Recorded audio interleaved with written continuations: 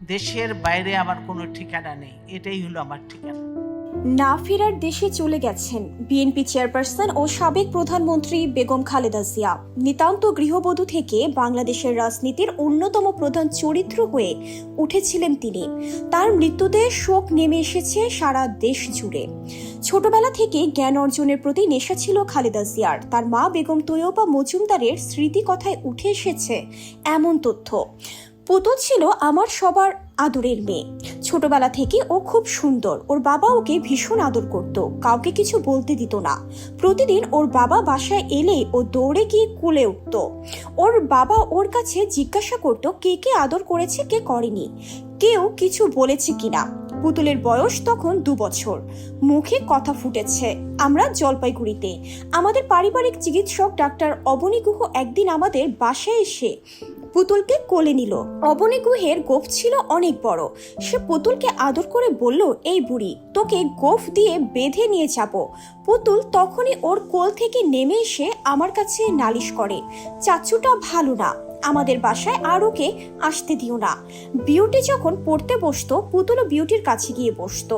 বিউটির সঙ্গে সেও পদ্ম মুখস্থ করত। ওর বাবা বাসায় এলে পদ্ম মুখস্থ শোনাতো। ওর বাবা বলতো, আমার ওই মেয়েটি বিদ্বান হবে। বইয়ের ছবি দেখতে পুতুল পাগল ছিল। নতুন বই আনলে উল্টে পাল্টে ছবি দেখতো। ছোটবেলা থেকেই পুতুলের তেমন চাহিদা নেই। অন্যের নতুন জামা কাপড় দেখে ও কিনে দেওয়ার জন্য বায়না ধরতো না।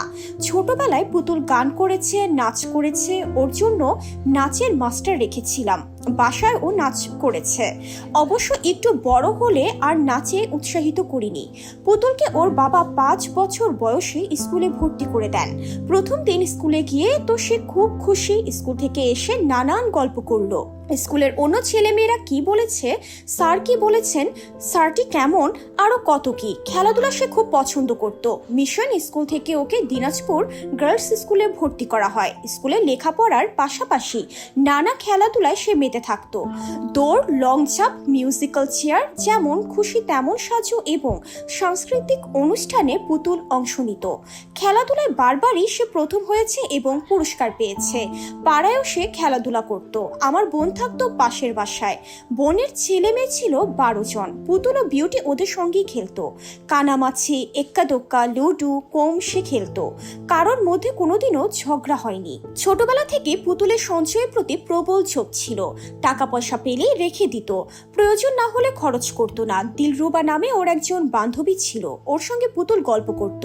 সে ফুল কুড়িয়ে এনে বাসায় মালা গেঁথে ছোট ভাইদের দিত। ফুলদানিতে ফুল রাখতো, ঘর সাজাতো। ওর বাবা বলতো, মেয়েদের সব কাজ শিখিয়ে রাখা ভালো। ফলে আমার বড় মেয়ে চকলেট সেজো মেয়ে বিউটি ও পুতুলকে আমরা সব ধরনের রান্নাবান্না ও অন্যান্য কাজ করতে শিখিয়েছি। পুতুল সব রান্না জানে। কৈশোরে ওদের পালা করে রান্না করতে দিতাম। এভাবেই ওরা রান্না শিখেছে।